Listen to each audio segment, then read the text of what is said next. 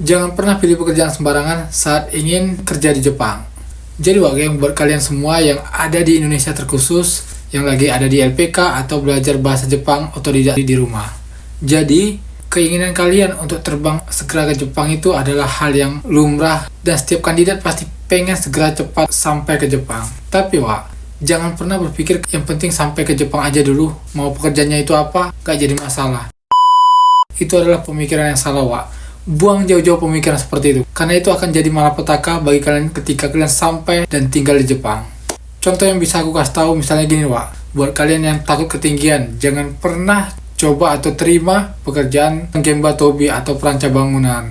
Karena pekerjaan ini pastinya akan berhubungan manjat ke gedung-gedung yang tinggi. Jadi buat kalian yang takut ketinggian, ini benar-benar nggak nyaman buat kalian nanti, untuk bekerja di sini. Yang orangnya parno sama atau kotoran manusia, jangan pernah juga pilih pekerjaan kaigo atau perawat lansia. Karena setiap harinya kalian akan berhubungan sama hal-hal seperti ini.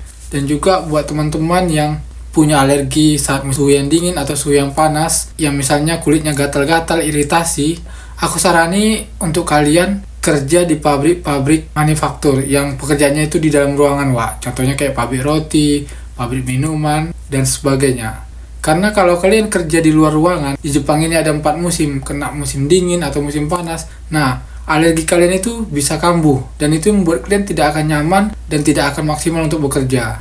Contohnya lagi, buat kalian yang gampang iritasi atau alergi, terkena dedaunan atau rumput, ataupun serangga, jangan pernah memilih pekerjaan pertanian. Jadi, hal-hal seperti ini, harus disesuaikan dengan kemampuan kita. Dan setiap orang aku yakin punya passion dan kemampuannya masing-masing. Jadi, nggak semua orang bisa menerima situasi seperti ini. Memang ada beberapa orang yang mungkin dia berpikir apa aja bisa dia kerjain dan dia mampu. Nah, itu memang ada, tapi nggak semua orang bisa seperti itu. Jadi, buat kalian, silahkan nilai diri kalian sendiri. Setelah menilai diri kalian sendiri, maka kalian tentukan jenis pekerjaan yang akan kalian ambil untuk kalian geluti ketika sampai dan tinggal di Jepang.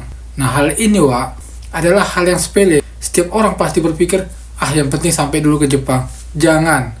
Karena ketika kalian sampai ke Jepang, dan kalian menghadapi situasi yang gak sesuai dengan yang kalian harapkan, kalian itu akan berpikirnya itu, kalau nggak pulang ke Indonesia, paling kabur dari pekerjaan ini. Karena apalagi yang magang, khususnya yang magang ini sampai saat ini undang-undangnya belum ada disahkan kalau anak magang itu boleh pindah pekerjaan dari perusahaan A ke perusahaan B. Walaupun ada rencana, tapi kalaupun ada rencana seperti itu pasti prosesnya akan sulit. Dan satu lagi, jenis pekerjaannya itu pasti nggak mungkin berbeda. Hanya berpindah tempat doang. Jadi, hal ini harus kalian pikirkan matang-matang ketika kalian masih di Indonesia. Jangan sampai menyesal ketika sampai di Jepang. Dan buat teman-teman juga yang udah sampai di Jepang atau yang sekarang lagi di Jepang, mungkin pada saat ini benar-benar nggak nyaman dengan situasi pekerjaannya, dengan bidang yang kalian ambil saat ini. Kalau boleh aku kasih saran, jika kalian masih mampu menyelesaikan program magang kalian dengan baik, silahkan bertahan. Tapi kalaupun nggak mampu atau nggak siap lagi karena situasi dan pekerjaan yang salah mungkin memilihnya, saran dariku lebih baik pulang dengan cara baik-baik. Jangan berpikir sedikit pun untuk kabur dan menjadi seorang ilegal di Jepang. Karena masih banyak jalan untuk ke Jepang. Ketika kalian balik ke Indonesia dengan tidak menyelesaikan program magang, kalian bisa kembali magang dengan jenis kerja yang berbeda. Karena sekarang ini udah banyak cara untuk ke Jepang. Bukan kayak dulu ya. Zaman dulu mungkin hanya magang doang. Sekarang itu udah magang, dan bahkan magang swasta itu udah banyak. LPK swasta di Indonesia itu udah sangat banyak. Jadi kemungkinan kalian untuk bisa kembali ke Jepang itu sangat besar. Dan juga jenis visanya juga udah ada jenis visa Tokutegino atau TG. Nah, itu bisa kalian manfaatkan kalaupun kalian nggak ingin lagi magang, tapi ingin balik ke Jepang dengan visa yang berbeda. Dan buat teman-teman yang tamatan minimal D3 atau S1, itu kalian bisa pakai visa engineer dengan cara mencari informasinya di media sosial, dan bahkan di beberapa LPK di Indonesia itu bisa membantu untuk dapat visa engineer. Tapi ingat, semua visa ini tetap harus belajar bahasa Jepang.